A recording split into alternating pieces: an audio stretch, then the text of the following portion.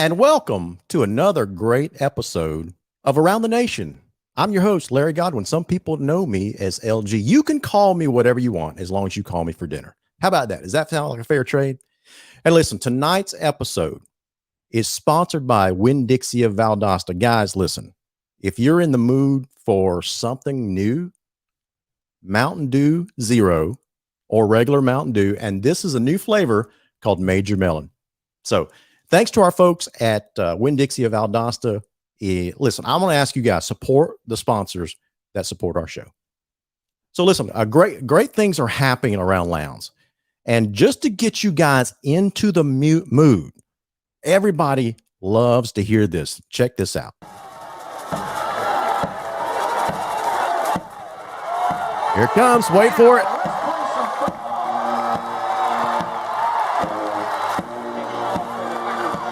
Hey, Mr. Producer, turn up that volume.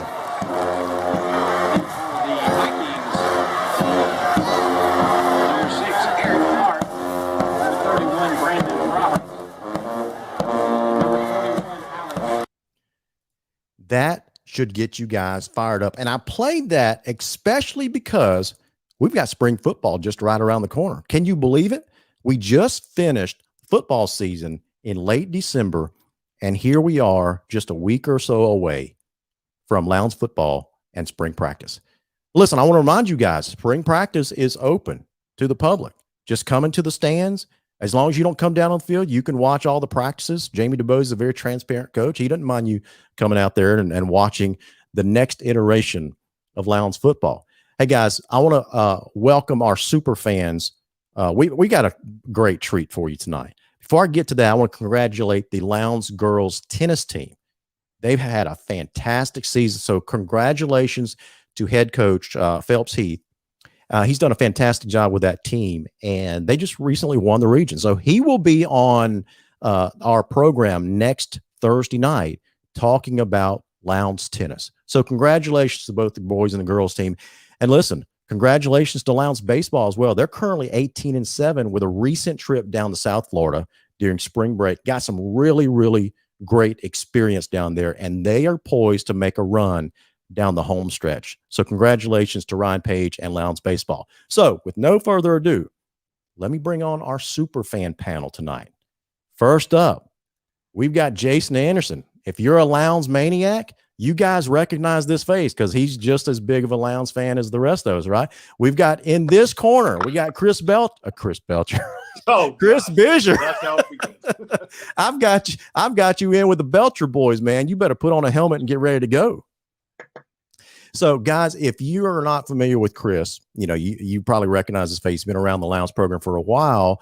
Very involved with the Georgia Bridgemen, and is currently the band president. Oh, not the band president, but the president of the Georgia Bridgemen Band Booster Fan Club. Right? Did I get that right, Chris? I have the honor of being the Band Booster president, and I kind of look at it as being the biggest cheerleader, and I enjoy every minute of it. Awesome. So, guys, for all you Viking maniacs out there, Chris is serving a dual role tonight. He's going to be talking to us about what the band is up to, and there's some really, really good stuff coming along. And if you noticed, last year we're kind of returning, Chris, to the old Georgia Bridgeman sound that we all grew up with and we loved, and we're returning to that. And you're going to give us a little sneak peek about what's coming in this fall, right? And so the other role, you're going to put on the super fan cap tonight, and we're going to have a round the horn type of discussion about Lowndes football. And guys, I'm going to give you guys a heads up. I told these guys I'm going to ask them a super tough, maybe even a controversial question about Lowndes football, and it's this. Is Lowndes football a premier program in the state of Georgia? You might be surprised to hear the answer coming from this panel. So the third and final member of the SuperFan panel tonight, you guys know this face. You know his voice. You love him. In this corner, it's Billy Pearson, the one and only. And Billy, he is such a regular here. You notice that Jayson and Chris are sitting upright. They're attentive. They're ready to go. And Billy's just chillaxing back there in his office recliner, got the ducks in the background. So welcome back, Billy. Glad to have you, bud. Hey, glad to be back. Listen, we've got at 7:30 tonight on a hard stop. We've got Philip Pieplow, and everybody knows Philip. He's the athletic trainer at Lowndes High School, and he's going to be talking about, his Billy's been awarded. What was it? Teacher of the Year? Teacher of the Year for Lowndes County Schools. Absolutely. So we're going to talk to him about what he does at Lowndes High School and how he helps these athletic programs. Okay. So before we get into all that, I want to ask you guys, we'll just go ahead and throw this question out there. Is Lowndes football a premier program in the state of Georgia, and why? You can go with seniority first. Listen, if you guys want me to play ESPN host here and just call on you, Jayson, why don't you take this first? Sure. So the short answer is from me is no. Okay. So, but let me qualify that a little bit. I think a premier program would be a program like a Buford. Okay. It's a perennial championship winner in their classification, wins games against higher classifications. Of course, Lowndes isn't going to enjoy that kind of success. They're already in the biggest classification, so that's not going to happen for them. But the way I would qualify that opinion is recruiting plays such a role in what it means to be a premier program. Yeah. That I think that among schools who do it the old-fashioned way, I think Lowndes is a premier program. I think if other programs played with local talent the way Lowndes does, Lowndes would probably be a perennial championship team. They don't draw in 4, 5, and 6 D1 seniors like other schools do in the Atlanta area. So across the board, I don't think they're a premier program. I think among teams that do it the old-fashioned way with homegrown talent, I'd say that they are. So let me make sure I completely understand what you just said. I mean, you threw out this big word that's being debated all across the Georgia football landscape right now, right? That's that word recruiting. So if I understand you right, the perennial premier programs out there, you're asserting that these guys are definitely recruiting. Without a doubt. Without a doubt. Yeah. Let me throw some names out there. Buford. Number one. Of course. They've done it for years. They have to play up because of it. I got you. Yeah, they literally grow as a school because of it. Players come from outside of the area. I got you. Okay, Billy, what do you think? I'll throw the same question to you, man. Is Lowndes football a premier program in the current environment? I think we still are. Okay. We're in it every year. Gotcha. We're a contender every year. I don't care what circumstances we're under. We're one of the top teams in the state year in and year out. Gotcha. A couple of, we got a semifinal appearance, state championship appearance. No, we need to be to the next level, but we're definitely premier. We're definitely premier. And Jayson hit on it. We're not a school that's known for recruiting. And when you're competing against the Graysons and the Mariettas, right, they have made it clear that they do it. They Wow. may not do it the funny money way, but come on, man. Come on. Let me challenge you a little bit. Okay. You said year in and year out, Lowndes is a premier program. I think that's basically what you're saying. So, so some would push back on you and say something to the effect of, Lowndes is a very good program year in and year out, but some would suggest that they're 4 or 5 games short of being considered a premier program. What do you say to that? I say definitely not 4 or 5 games, 1 or 2 consistently. Okay. 1 or 2 games, 1 or 2 skill positions away from it, not even complete games away from being a premier program. Gotcha. Okay. That's just how I feel. I mean, and everybody can say I'm a homeboy. I love my Vikings that much, but I go to every Lowndes game. I see how the fans at other schools react to us.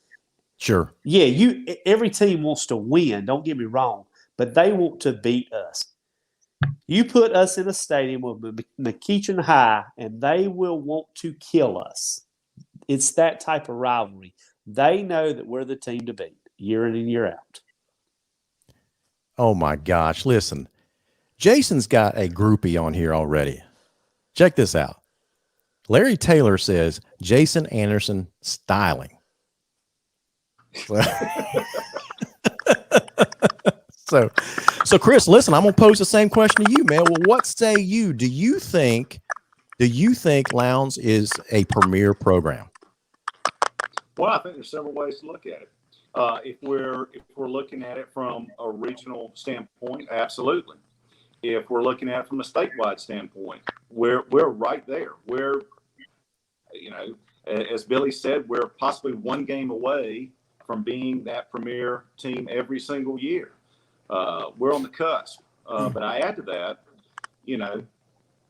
ESPN would not be looking at coming in and airing a game at Martin Stadium if we didn't have something to offer. Well, you bring up a good point, because black and gold now. I grew up in the Valdosta school program, bled black and gold, and I am, of course, a huge Viking fan now. But I can tell you, being in that premier program, there are things that also go into it, and it's fan support too across the board, and it's not just the band, it's not just tennis or whatever sport you want to throw out. Sure. We're talking about football, but you've got those individuals that are supporting the program in ways that I have not seen in other programs, and I think there's something to be said for that too. That's right. Chris, I think it is your microphone that's causing some background noise. So I'm going to ask you to maybe disconnect and then click on your link to try to come back in. All right, 10-4. Okay. Guys, Chris had a good point about ESPN is looking into bringing games into Martin State, and he's exactly right. I know that Jamie DuBose is currently working on this for next season and seasons after. As a matter of fact, I actually got off the phone earlier today with Prep Gridiron Logistics, and they were talking to a national streaming company that hopefully wants to cut a deal with Lowndes to bring our games, use their network, that kind of stuff. So I don't know if that's going to work out or anything like that, but let me see if this is going to help.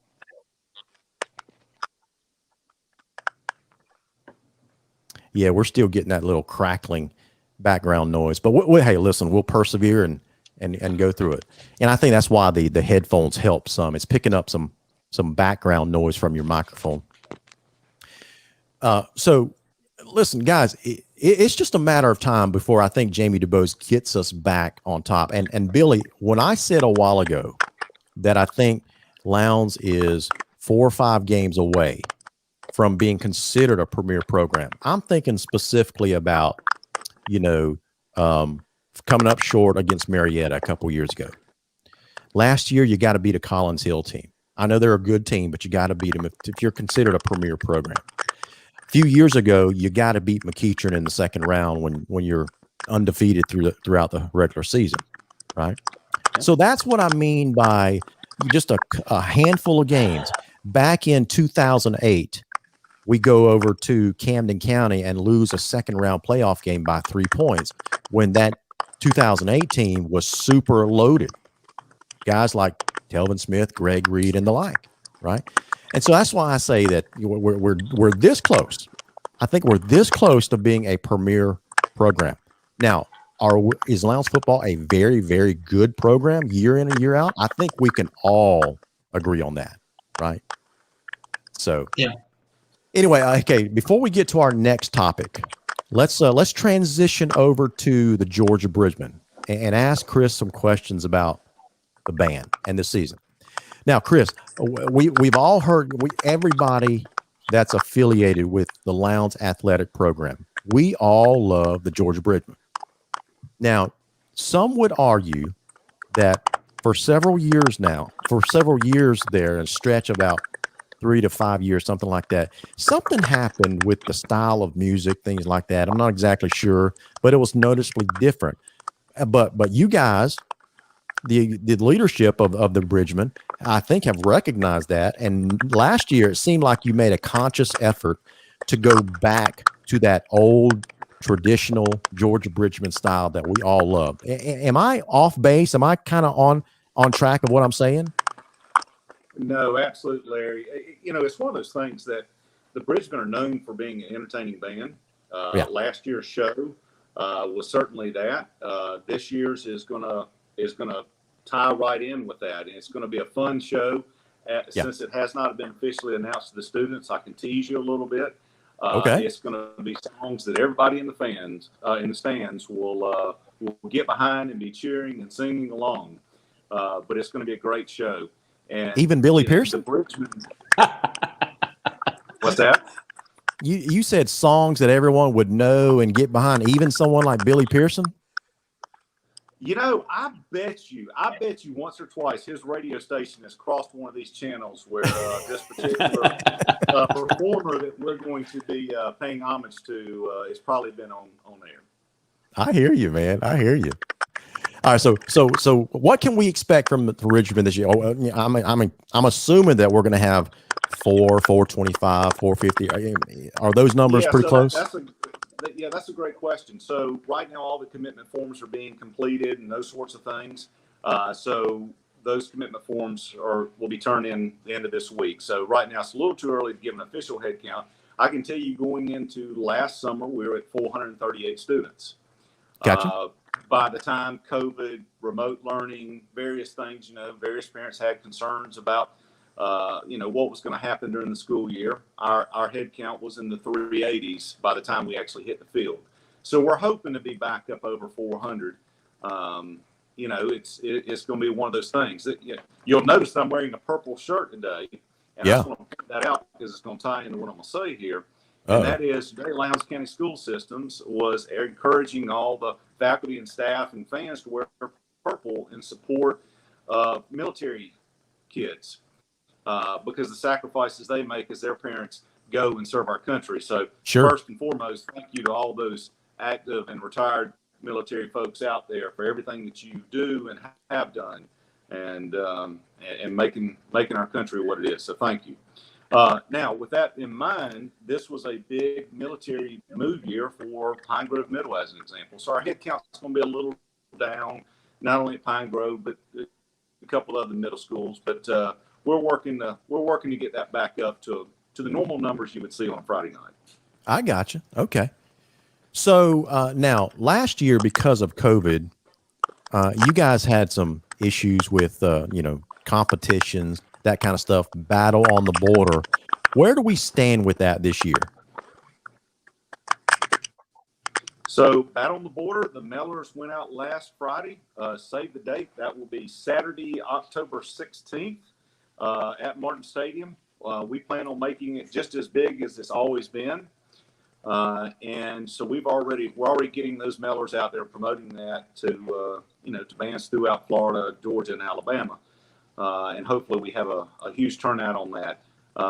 2 years ago, a hurricane got us, and we were not able to have Battle on the Border. So unfortunately, it's been 2 years since we've had Battle on the Border, but we're ready to get back at it with that.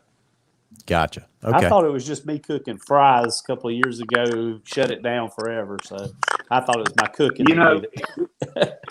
Well, the reason for that, Billy, is because we kept having to go to Sam's and buy additional supplies, and because you were doing BOGO deals. But we finally got over that.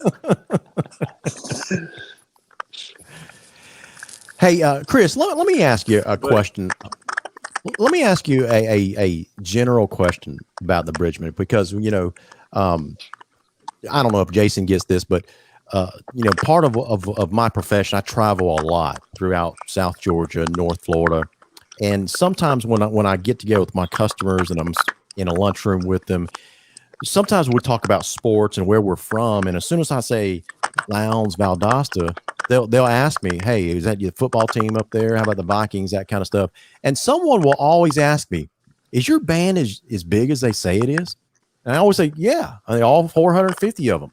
And then the next question they'll ask me is, why do you think so many kids come out for the band? Because that's not usual in a high school, even a high school that size, you might have what 2 to 5% of the kids, but Lowndes has got well over 10% of the kids of the student population coming out for band. What makes the Lowndes Bridgemen system, basically, right? To me, it's a system. It's a program, not just a marching band, but the Bridgemen program. What do you think fuels that thing year in and year out?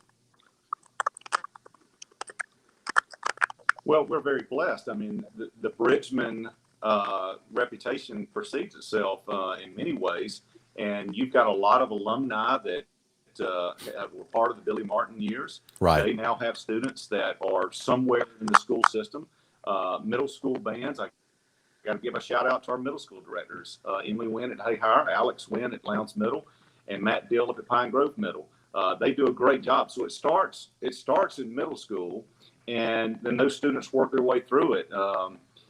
It's always been that you either had to be a member of chorus or the band for all years in middle school in order to be in the Bridgemen in the fall of their freshman year. And so it's quite a commitment.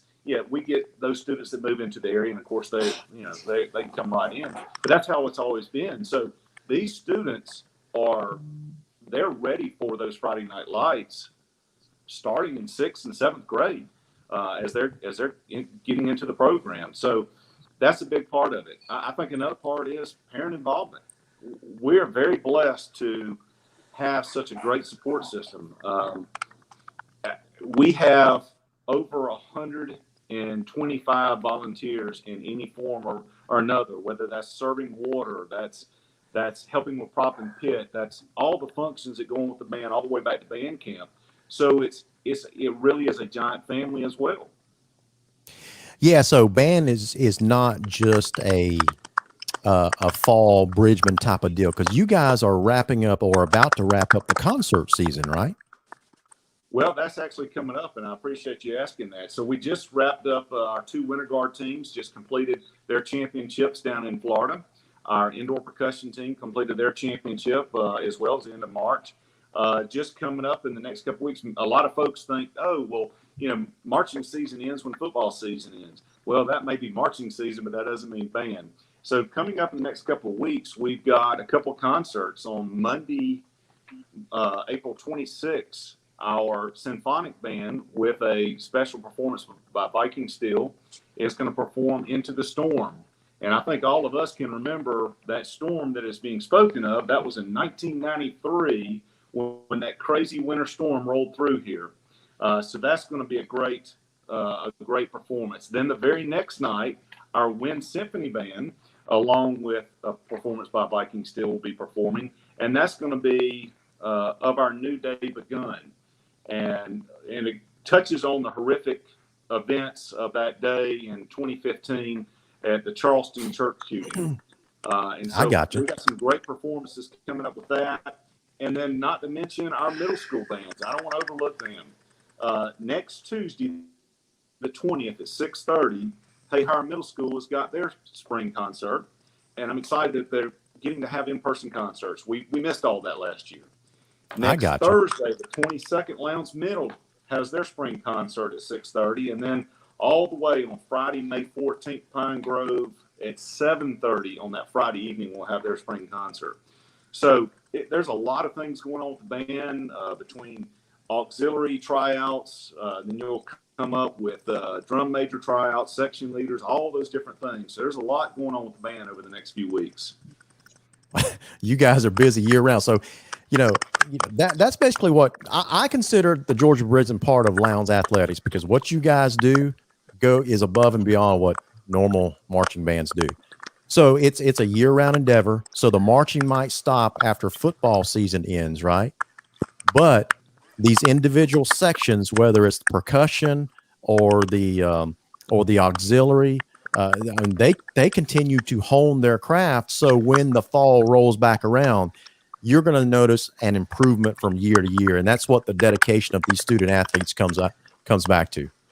Absolutely, the Bridgemen are the 12th man to the Vikings on the field. So yeah, we're happy absolutely. Absolutely. Hey, listen, we're going to bring Philip Pieplow on the screen. So I think he can hear. So I'm going to take Chris, you, and Jayson off the screen. Billy and I are going to interview Coach Pieplow here. And then when we're done, we'll bring you back on the screen. Now, before you go, I'm going to throw out this question out here for both of you guys to be thinking about. If you are the money czar for the Lowndes County Schools and you could have an unlimited checkbook, Billy knows what question is coming, and you are going to spend money just on Lowndes athletics, the facilities involved with Lowndes athletics, what would you do? There's no limit on the money that you can spend on facilities. What would you do? How would you prioritize it? And where would you put the stuff? Okay. So I'm going to take you guys off the screen. You be thinking about that when you come back. Well, anxious to hear your answer. Okay. All right, Billy, listen, the next guy that we're going to bring on the screen, guys, doesn't really need an introduction. It's Coach Philip Pieplow. He's the athletic trainer. I don't know if his official title was coach, but everybody knows him as Coach Pieplow. I know him as Coach Pieplow. That's how I was introduced to him. So, yeah. Absolutely. And he was recently named as, I believe, Teacher of the Year for the Lowndes County Schools. He can correct me if I'm mistaken on that.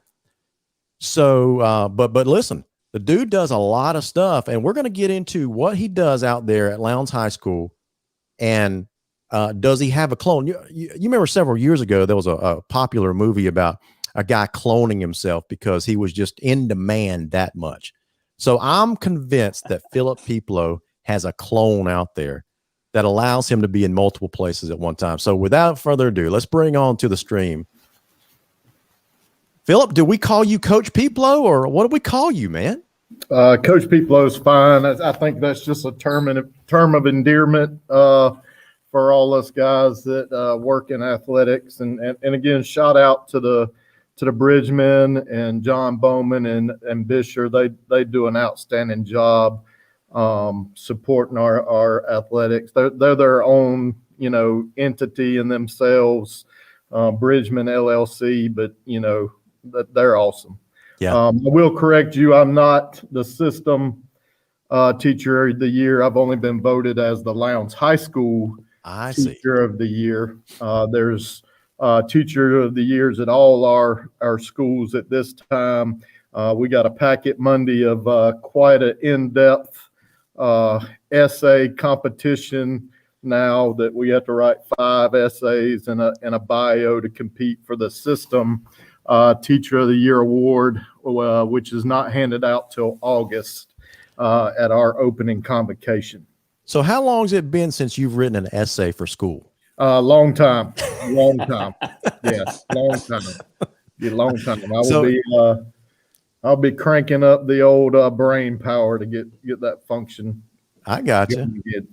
Hey, listen, if you need any help with essay writing, Billy Pearson is your man. I hear Billy Pearson was an excellent student and one of Lowndes High School's finest. So well, thank you. We can pull up a few of his past writings and draw some inspiration from.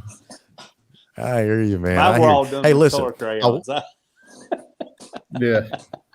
I wanted to bring you on the show tonight because of the announcement of a couple of weeks ago about you being named Lowndes High School Teacher of the Year. What a great honor. But listen, it doesn't surprise anybody because just about every athletic event that I go to, you're there. What is your role at Lowndes High School? My role is the head athletic trainer for Lowndes High Athletics, which means pretty much I oversee the medical care for, I believe now, all our 14 varsity sports with sub-varsity teams. So I oversee the medical care of basically every athlete at our high school. I got you. Do you work closely, or how closely do you work with guys like Kevin Wisham and Matthew Heaton and medical professionals, things like that? Yeah, well, obviously Dr. Heaton, the Houston Clinic is our team physicians for orthopedics. Shout out to them. They do an awesome job helping me keep our guys healthy and whatnot.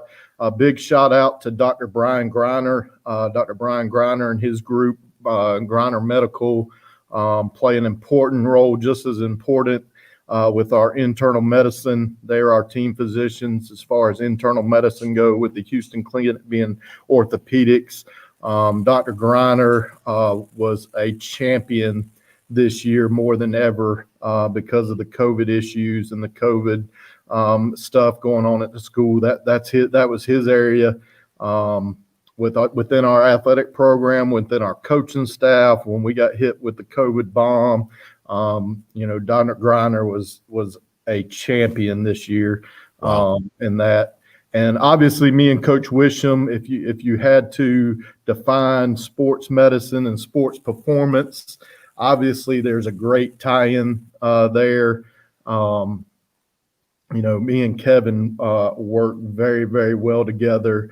We're constantly talking between the weight room and the athletic training room and what's going on with the kids that are needing assessment in both areas. So when you talk sports medicine, you talk athletic training, you can't not talk the performance side, the conditioning side, which obviously you've had Coach Wisham on here, and Kevin's awesome at what he does. Right. And we work extremely well together. Yep. Now, speaking of Coach Wisham, now during games, he tends to get a little bit fired up.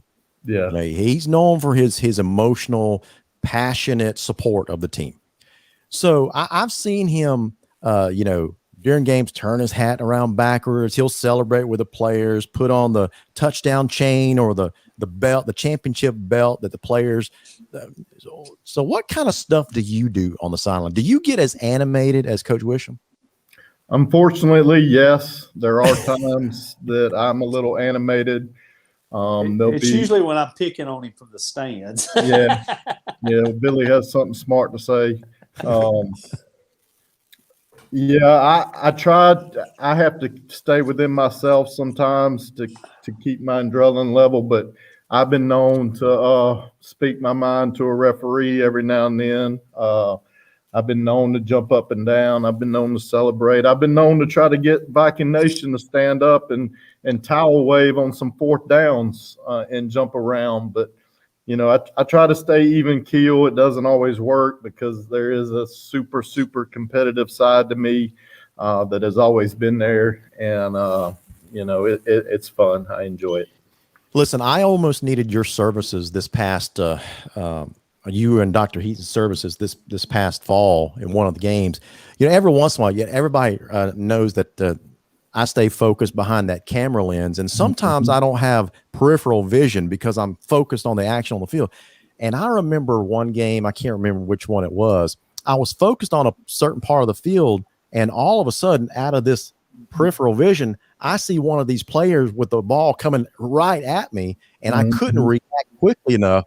And all of a sudden, let me tell you, for a 50-year-old man, when a 16-year-old kid that has a full helmet on, the uniform on with a head of steam, man, that stuff hurts.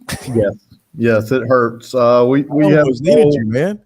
Yeah, there's an old saying from Coach Mack years when people get hit like you did on the sidelines. That quote is "Stand around if you want to." That's exactly right.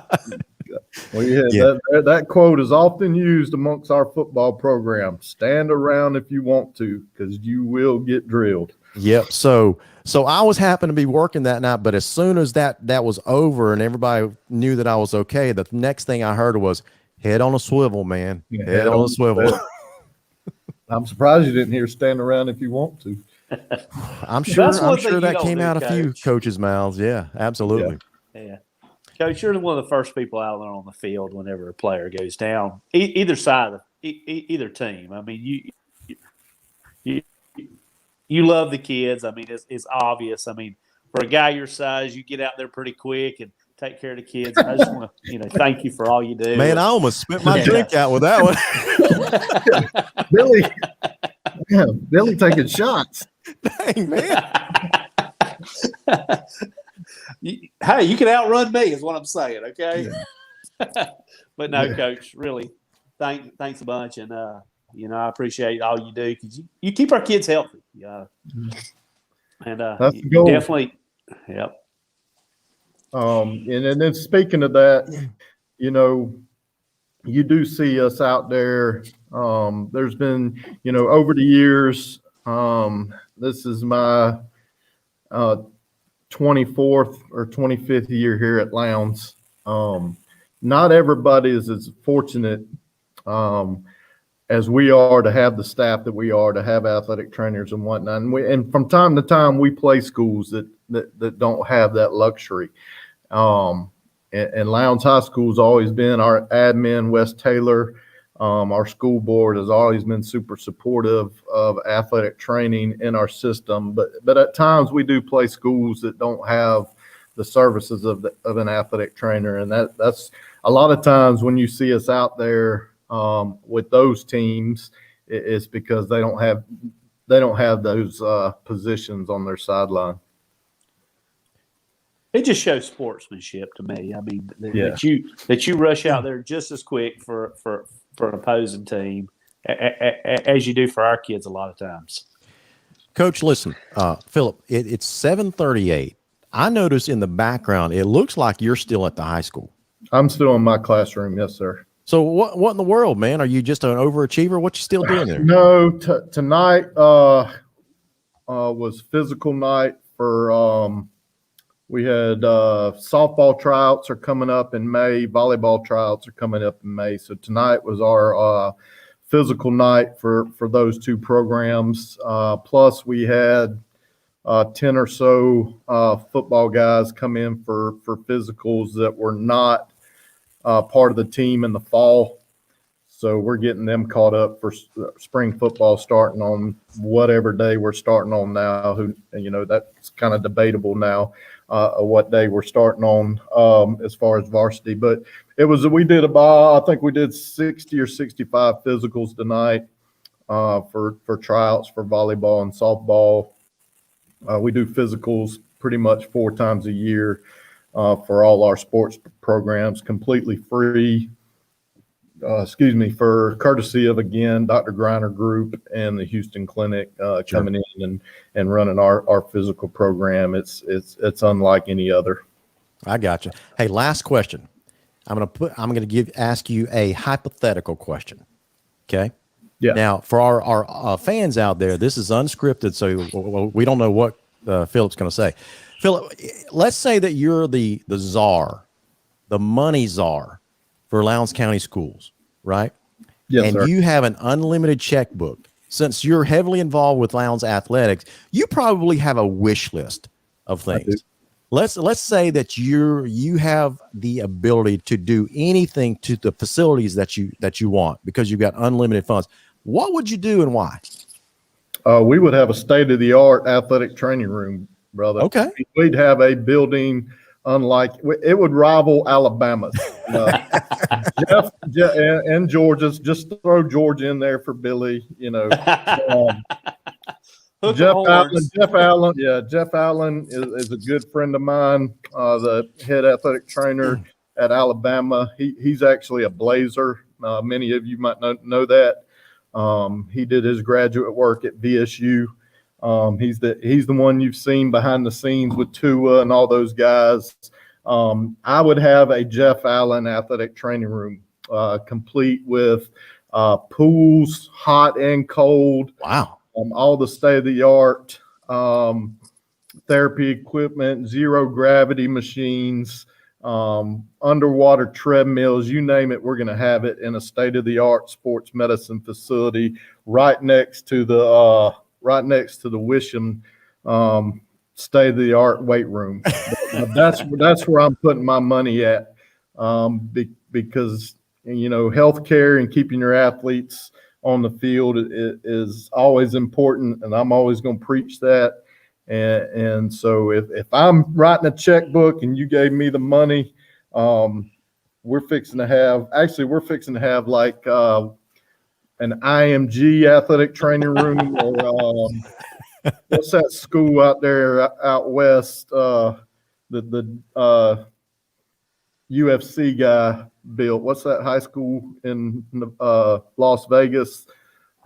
where Snoop Dogg's kid goes to. Oh, yeah. I can't remember the school. I know what you're talking about. Now, that's an unlimited checkbook. Yeah, that's an unlimited checkbook. But if I was writing the checks, we'd have the University of Alabama athletic training room.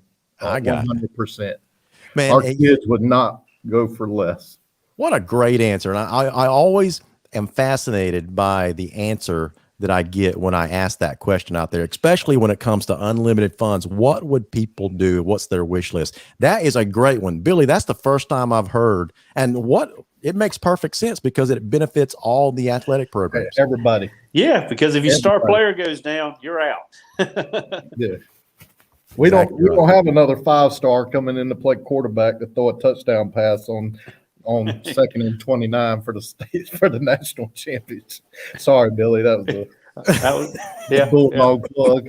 Yeah, oh my gosh! With that note, we're gonna say bye to Philip Pieplow, right? Hey, he called me fat earlier. So. Hey, Philip, listen, we appreciate you staying late, coming into the show tonight, and we appreciate everything that you do out there, not just at Lowndes High School, for the entire athletic program. Thank you, sir. Thank you. I appreciate being on here. Thanks, Philip. And call me anytime. Yes, sir. Have a good night. All right, you too. Bye-bye. Thanks.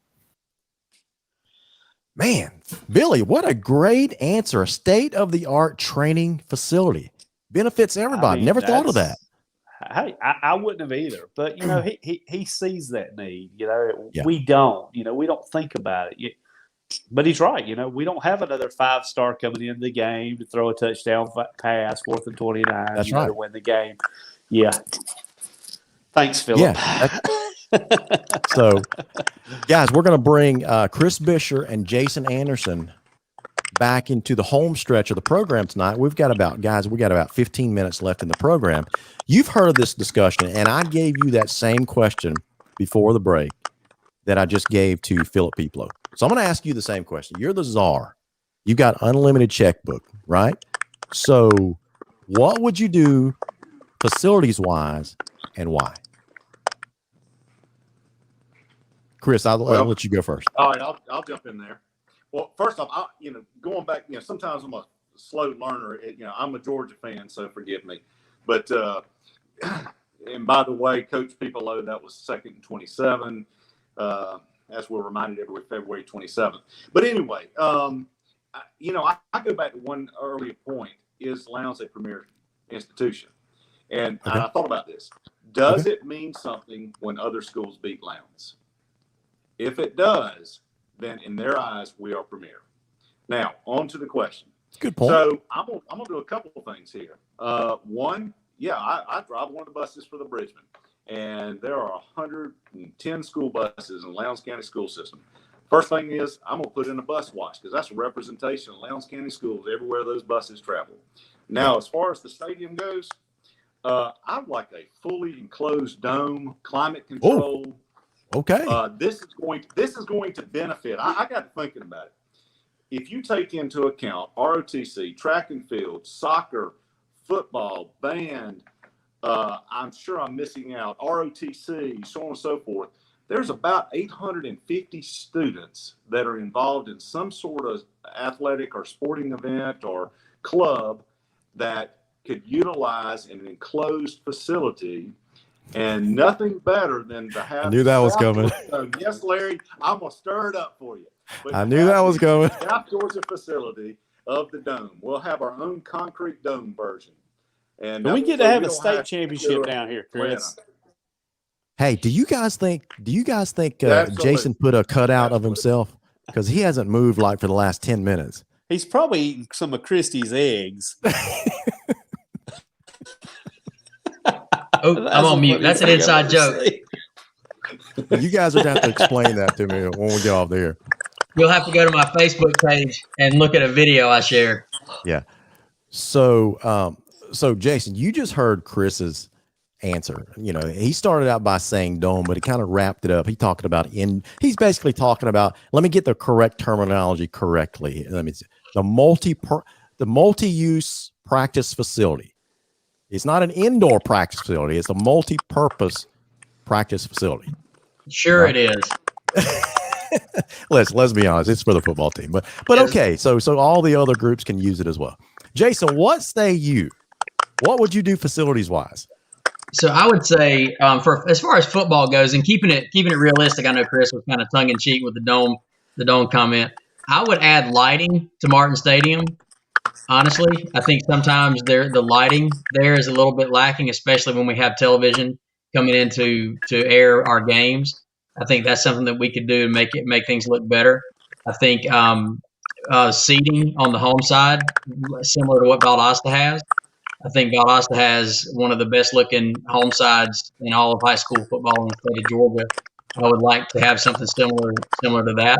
Now, when you say seating, are you talking about the chairs, the back support, that kind of those types of chairs? Right, seat backs. Okay. And let's be honest, fannies in 2021 are a little wider than they were when they built that stadium. Yeah. I like to have my real estate to myself. Let me put it that way. I hear you. So the chairs take care of that problem. That way, my real estate is my real estate, and I own it. So outside of football, I think the baseball complex has made some major strides in recent years, and Coach Ryan Page has done a lot to upgrade that facility just since becoming the head coach last season. But I know there are a lot of goals that he has for that program that could be accomplished with budget money. Probably a better weight room for the baseball team, maybe even an artificial turf field. Buford has an amazing, of course, everything Buford has is amazing, but they have an amazing baseball complex up there. So, yeah, I don't go to basketball games. I have been to basketball and volleyball. I think they have, to me, extremely great seating, and the court and everything looks great. I don't know what I would do there. I don't frequent that enough as much as I should. So other sports I'm not as familiar with. But for baseball and football, those are two things I would definitely try to do. I got you. Listen, what I would do is, remember, we got unlimited funds, right? So I would buy that self-storage facility, get rid of that, turn that, and develop that entire area into an athletic complex. And yes, Chris Buescher, I would put a multi-practice facility there as well. And I would, but I wouldn't make it look like an ugly warehouse, what some of these teams basically do, right? It's going to look nice. It's an entire athletic complex that's multi-story, that has really nice coaches, offices, meeting areas, that borders, that basically backs up to the stadium. So you can overlook, you build a second floor over there that's basically a hospitality suite. So you can now entertain the big corporate, big wigs, so it helps as a fundraising type of venue as well. And so that's one of the things I would do. Second thing I would do is I would build a nice aquatic center for our swim team, for a diving team, that kind of stuff. Did you guys know we have a swim team? Yes. I didn't know that until Danny Redshaw asked me to live stream the Region 1 7A swim meet several months ago at the YMCA. We hosted that, but we had to do it inside of a small bubble dome type of thing at the YMCA. It's so cramped. And it was like, man, I wish Lowndes had its own facility. I mean, this is kind of embarrassing, that kind of stuff. So anyway, those are the couple of things that I would do. And yes, I would actually improve the visitor side of the football stadium. So because no money, huh? That's like a third world country over there. No, that's what they deserve. That's what they. But we got season ticket people over there. Lounge season ticket. It's horrible over there. Let me tell you something though. I have not been on the visitor side at Lowndes in since I was a Coffee County, student. But I can tell you that when you go out, when you come up in those stands and you sit in those bleachers, it's got to be more comfortable than 99% of the stadiums you go to on a visitor side in the state of Georgia. All right, so that's our wish list. I'm going to throw a curveball question at you that none of you are prepared. I'm going to just get your reaction. Okay. Is recruiting a given in high school athletics? And if it is, what do we do about it, if anything? Jump in there, anybody. There's a place for recruiting. Oh, okay. There's a place for recruiting. I'm curious about what do you mean by that? Send it to the schools, the IMG academies. Send it to Santa Quantas Aquarius or whatever the name of that school is. Let Buford do their thing and kick them out of GHSA. Gotcha. Okay. You're saying, yeah, there's a place for it, but there's schools specifically designed for that kind of stuff. Something about this, and if they want to do it, that school that they were trying to start over in Alabama, the Stars Academy or whatever they call USA Academy, yeah. USA Academy.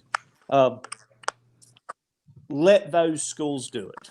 Let your private schools, let your Valwood do your recruiting, but public schools, it shouldn't be allowed. Yeah. Jayson, what do you think? So it is. I think it is a given. It's a problem in, I would say, almost every single sport. We always think of football. It is not just a football problem. No. It's a basketball problem. It's a baseball problem. But at the heart of it all, it's a parent problem. Okay. A kid cannot be recruited successfully unless a parent wants to play that game. And what these parents want is they want to be pursued. They want their kid to be pursued. They like that. That gives them a sense of accomplishment. I mean, we all fall victim to that as parents. We want our kids to be the best. We want our kids to be part of what's, something that's great. But also this mentality of the only successful season is a state championship season, right? Everything nowadays less than a title is a failure. Right. And I remember, I'm 46 years old now, and I'm old like all of you guys. So I remember back in the day when Valdosta was the only perennial powerhouse in football in the state of Georgia. Every other classification, every other team, for the most part, expected to have a good year every 3 years, a great year every 5 to 7 years, a state championship run every decade. Homerville was an exception back in the 90s. Those guys won Triple Crown, the mythical Triple Crown back then. So that was a rarity, but it was homegrown. They didn't recruit any of those kids. They just had great athletes that happened to play all three sports. So we've gotten away from accepting that as the norm, and now we pursue this artificial norm of being a premier program, and premier meaning you win state championships 2 out of 4 years, 3 out of 7 years. And that's a product of higher expectations, and the recruiting has fed that. I don't know how you get rid of it without punishing legitimate transfers. There's really no way to do it without punishing guys and girls who legitimately move into an area. But I think it could be policed better. Yeah. I think we could probably be more diligent in how we vet these kids, and programs that are just overflowing with transfers. I think they have to be under a microscope if you want it to get back to something legitimate or even resembling anything legitimate. I got you. Chris, what say you, man? Well, first off, there has to be consistency with GHSA.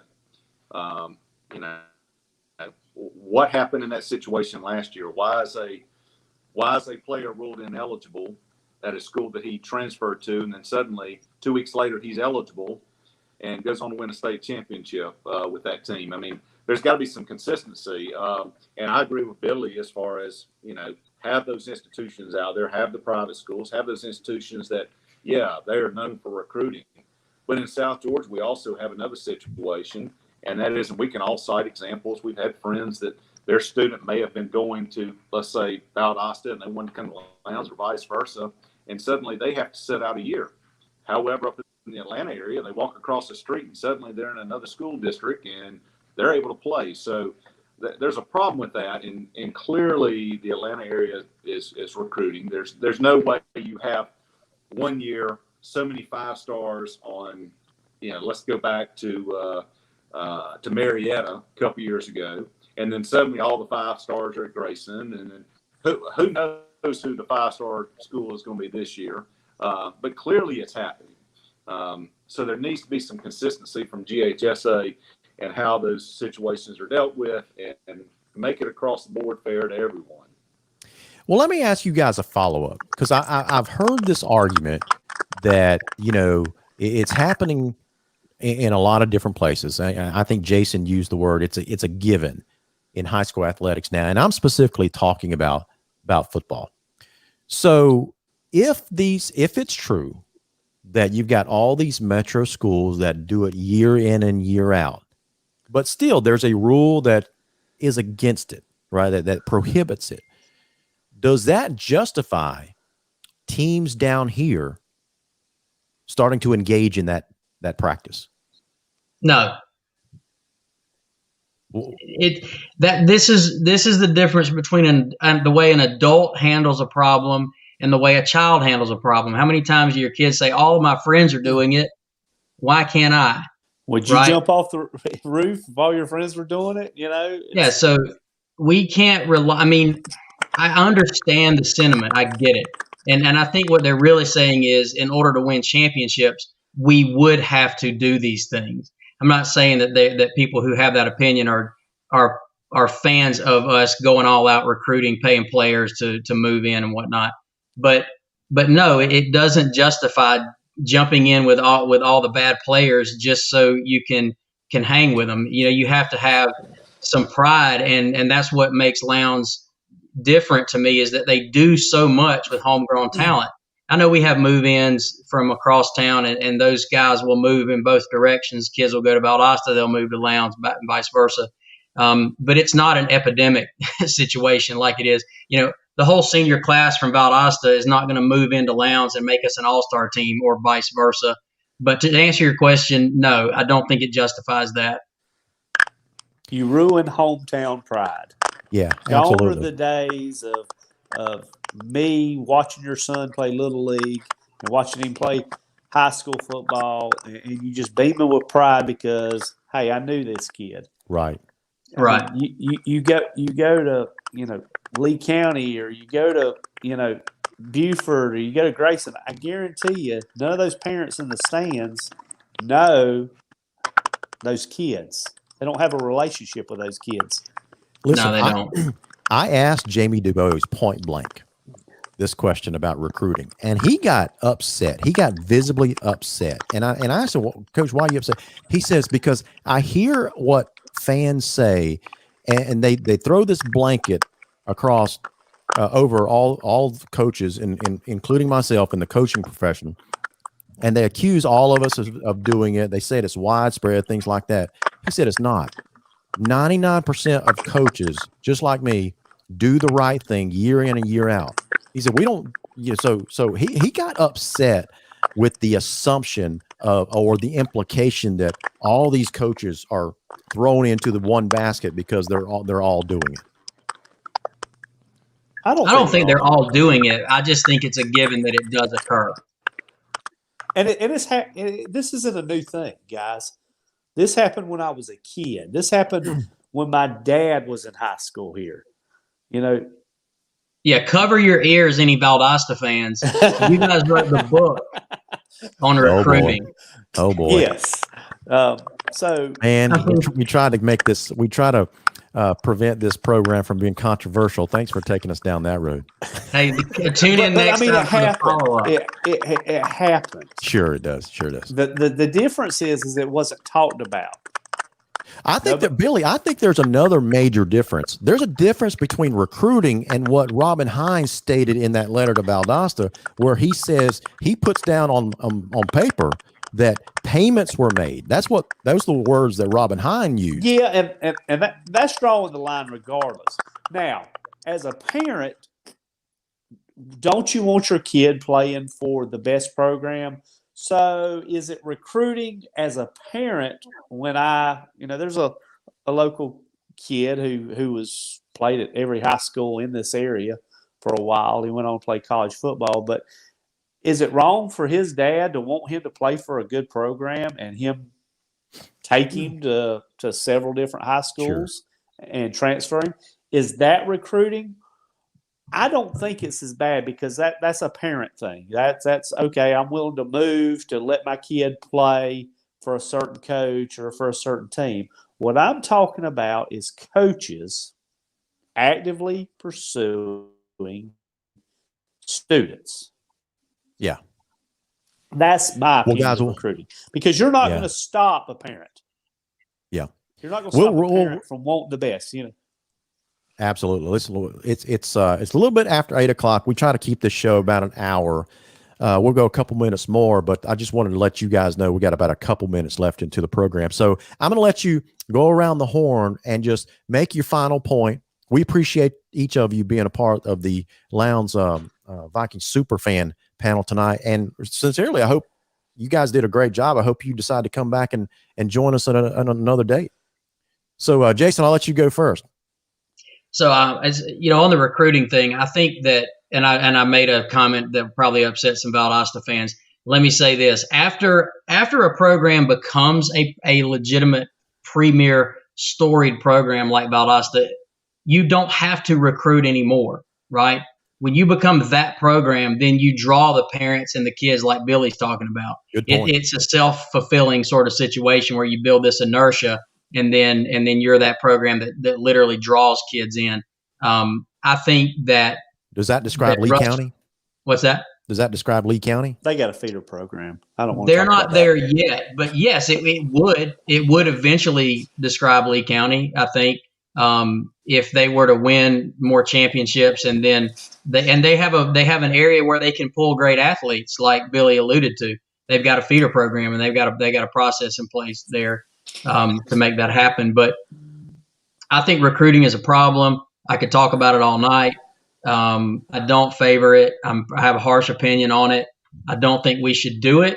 But let me tell you this. Here's the other thing about recruiting that drives me insane is fans of programs that we all know recruit act like it doesn't happen. Yeah. Just own it. Okay? Own it. Say it. If people say, hey, Russ Probst recruits. Yeah, he does. We enjoy those state championships. It is what it is. It is what it is. And I'll leave you with this, Larry. If you have me back, I'll tell you the story about how the Georgia Bridgemen is the number one reason that I am here in Valdosta, and I have my wife that I have, the lovely Christy Anderson. I gotcha. Was she a Georgia Bridgeman? She was on the color guard. She was on the dance line. Back in the day, it was the dance line. I gotcha. She wore the red sequins. Well, listen, yes, she just came across the screen as it says Christy Farmer Anderson is watching now, so she just heard you say that. She's right there in the living room. That's funny stuff. So, listen, Chris, we'll let you have the last word, man, and appreciate you being on the program tonight. So, how would you like to? What would you like to say to our fans as far as recruiting goes, or really whatever you want to say, man? Well, a couple of things. I'm going to touch on recruiting. As parents, we do it all the way back to boys club. When they're little league, we're recruiting kids to be on the team. The difference is did you pay those kids to be on your team? But you're drawing from the same pool of kids. And so we're drawing from the same pool here, whereas other schools are not doing that. They're drawing from, a much larger pool. That's right. Than we are. Now, one thing that can never be said enough is a thank you to Wes Taylor, the Board of Education, and for the support that they have of every single student within the school system and trying to make this year as absolutely normal as possible. We have not broken stride. We have competed. Yeah, we've done things a little differently in terms of distancing or whatever it may be, but we have not broken stride. We have competed in competitions. We have gone to areas that other schools did not have a band there. But you know what? The Bridgemen got to travel there, and we were the loudest fans. So, big shout out, tip of the hat to the administration within the Lowndes County school system. Because if it wasn't for them, we'd be talking about a whole different subject throughout this year. So absolutely, it's a good thing that our problems are focused on. Do we win that state title in December of this year? What you're saying is 2 words: no drama, and we all appreciate that, right? Absolutely. So listen, I want to appreciate you coming on. I want to appreciate you coming on the show tonight, and thank you very much. So Billy, How would you like to wrap it up for tonight, man? Hey, all I'm saying is you lose that hometown pride. Gotcha. You lose the parents that put the money into the program, that volunteer. If my kid has worked his butt off all this time and his senior year is going to be his year to shine, and you bring in outside help, you're going to lose my money. I got You're going to lose me volunteering. And I think that's what you get with those programs. You don't have the fan base. I mean, we travel to Atlanta. We travel better than they drive across the street. Right. So you lose that. I completely agree with you, man, because one of the reasons I support this program as much as I do, because, you know, I go to church with a lot of these families and I see the little kids growing up playing youth football, and they take so much pride in putting on that Lowndes uniform in middle school, and I see them come up through the system, and then they finally hit the field at the varsity level, and man, I love cheering for them, and I cannot imagine my support level would be as high if we brought in these one and done 1 year athletes just to win a state championship. I guarantee I wouldn't support the program as much as I do now. And I think, Billy, that's what you were getting at. Exactly. 100%. Yeah. Guys, listen, all three of you, appreciate you being on the show tonight. We got to wrap it up, so I'm going to take you guys off the screen. Thank you so much for being a part of the Around the Nation tonight. Thanks, Larry. Enjoyed it. Same. See you, fun. man. Well, guys, thank you so much for watching Around the Nation tonight. This has been a presentation of the Viking Nation. And listen, this show is entirely sponsored by Winn-Dixie of Valdosta. Our guys, our buddies down there at Winn-Dixie, led by Clint Haynes, they do a fantastic job. If you hadn't tried this new flavor of Mountain Dew yet, right? What's it called? Major Melon. Try it. But if you're not a Mountain Dew fan, they got a bunch of other stuff that you can buy there. So listen, until next week, we appreciate you being part of the Viking Nation, the best fan base in all the land. So until we see each other again next week, we'll catch you we'll catch you on the Viking Nation on Facebook. So